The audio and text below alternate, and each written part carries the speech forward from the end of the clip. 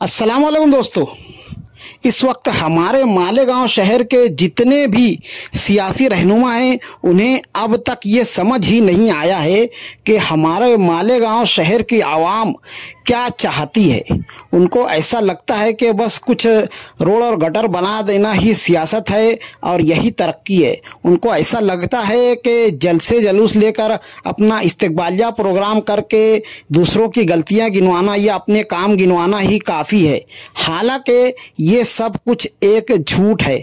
मालेगांव शहर की आवाम क्या चाहती है, इसके लिए उन्हें ये समझना होगा कि जिस तरह से पुल के उस पार मालेगांव आउटर में मालेगांव शहर से हट करके आसपास के जितने भी एरियाज़ हैं वहाँ पर आप देखेंगे तो सफाई और तरक्की का मेयार अलग है। वहाँ पर सिर्फ और सिर्फ रोड और गटर नहीं बनती है। वहाँ पर वहाँ के जितने भी एमएलए हैं, जैसे कि दादा भुसे साहब के बारे में हम बात करें तो वो सिर्फ और सिर्फ रोड और गटर और सफाई पर तवज्जो नहीं देते हैं। उनका इन सब से काफ़ी दो कदम हटकर आगे जो कदम होता है, इस तरह का कदम उठाना हमारे शहर के लिए भी ज़रूरी है। जैसे कि तालीमी मेयार को सही करना, यानी मालेगांव के पुल के उस पार आप जा कर के देखें, वहाँ की स्कूलें, वहाँ के कॉलेजेस और वहाँ की पढ़ाई काफ़ी ज़्यादा अपडेट है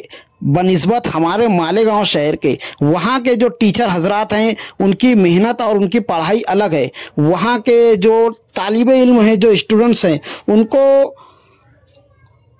बाकायदा कोचिंग की ज़रूरत नहीं पड़ती है। वहाँ की स्कूलों का निज़ाम काफ़ी बेहतरीन है।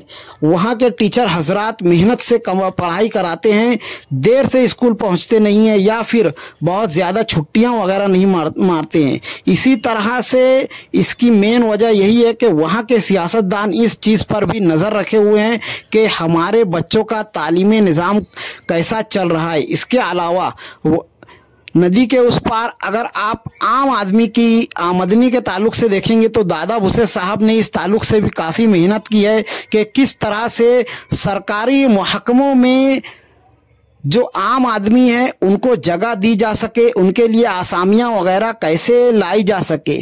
वहाँ पर आप देखेंगे तो एक अलग ही दुनिया बसी हुई है। यानी तरक्की का जो मेयार हमारे मालेगांव सेंट्रल में है उससे कहीं ज़्यादा बढ़ करके मालेगांव आउटर में है। वहाँ पर हर तरीके से आप चाहे साफ़ सफाई के ताल्लुक से ले लो या फिर आम आदमी की आमदनी के ताल्लुक से ले लो या फिर महिलाओं के यानी लेडीज़ के ताल्लुक से जो स्कीमें वगैरह हैं उनसे किस तरह से फ़ायदा उठाया जा सके, इसके लिए वो लोग स्कीमें आने से पहले ही मेहनतें करना शुरू कर देते हैं। और सबसे पहले इन स्कीम्स का जो गवर्नमेंट की स्कीम्स हैं उनको जो है वहाँ के शहरियों को पहले जागरूक किया जाता है।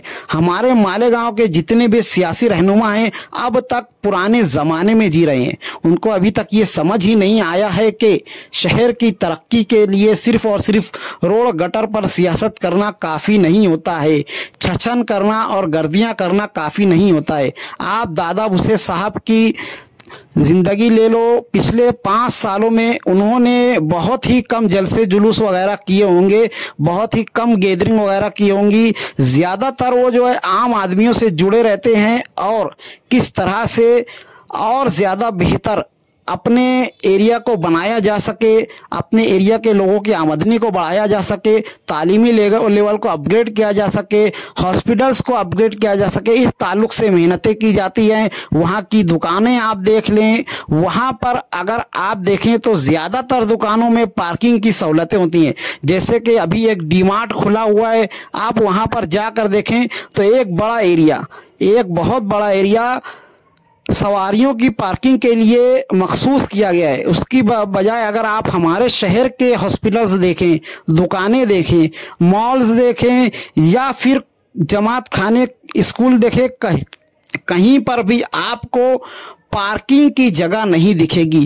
पूरा शहर अतिक्रमण से भरा हुआ है, कायदा कानून से हट करके चल रहा है, गंदगी का एक अलग ही लेवल है। और इसके अलावा आम शहरी भी इस ताल्लुक से काफ़ी आंखें बंद करके चल रहा है। मैं समझता हूँ इस वक्त मालेगांव के शहर की आवाम ये नहीं चाहती है कि आप सिर्फ और सिर्फ रोड गटर की बात करें। इस वक्त हर मालेगांव का शहरी ये चाहता है कि जिस तरह से दादा भूसे साहब अपनी एक्टिविटीज़ को जारी रखते हैं, काम करते हैं, इस तरह से मालेगांव शहर में भी काम किया जाए। हमारे यहाँ के सियासतदानों को अगर आप देखें तो ऐसा कुछ भी आपको नज़र नहीं आएगा। वो सिर्फ और सिर्फ अपने लोगों को जमा करके जलसे जुलूस करते हैं, अपनी तारीफ़ों के पुल बांधते हैं या सामने वाले की गलतियाँ बताते रहते हैं। ये सब बंद होना चाहिए और सच्चाई को उजागर करके कहाँ पर अपने शहर को अपडेट करना है, कहाँ पर तरक्की लाना है, कहाँ पर अपने शहर को सही तालीम की ज़रूरत है। इस वक्त मालेगांव सेंट्रल महंगी तालीम की वजह से जूझ रहा है। एक आम मजदूर, एक आम गरीब का बच्चा बड़ी स्कूलों में, प्राइवेट स्कूलों में तालीम हासिल करने से महरूम रह गया है। इसकी एक वजह यह भी है कि वहाँ की एडमिशन फीस इतनी ज़्यादा होती है कि आम आदमी नहीं भर सकता है। जैसे कि आप मालेगांव स्कूल की फ़ीस के ताल्लुक से देखें तो आपको पता चलेगा कि 11,000 से लेकर 17-18,000 तक का एडमिशन फ़ीस लगती है। इसी तरह से जेटी, एटीटी, हर एक स्कूल, यानी एक आदमी को अगर अपने बच्चे को सही तालीम देना है तो उसको इतना ज़्यादा पैसा खर्च करना पड़ता है और उसके अलावा स्कूल यूनिफॉर्म्स और बहुत सारी चीज़ें हैं।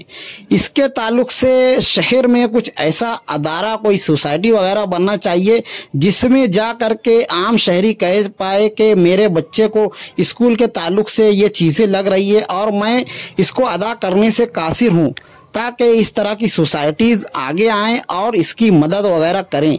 और इसके लिए जाहिर है हमारे सियासी रहनुमाओं को एक बड़ा कदम उठाना ही होगा। इस वक्त हमारा शहर तरक्की के बुनियाद पर कहो, तालीमी बुनियाद पर कहो, दवा खाने की लाइन से कहो या फिर किसी यूनिवर्सिटी या माशी एतबार से कहो, हर ताल्लुक से काफ़ी पीछे चल रहा है। हम तो आज की वीडियो में इतना ही। मिलते हैं अगली वीडियो में, तब तक के लिए खुदा हाफिज़। अस्सलामु अलैकुम वरहमतुल्लाहि वबरकातुहू।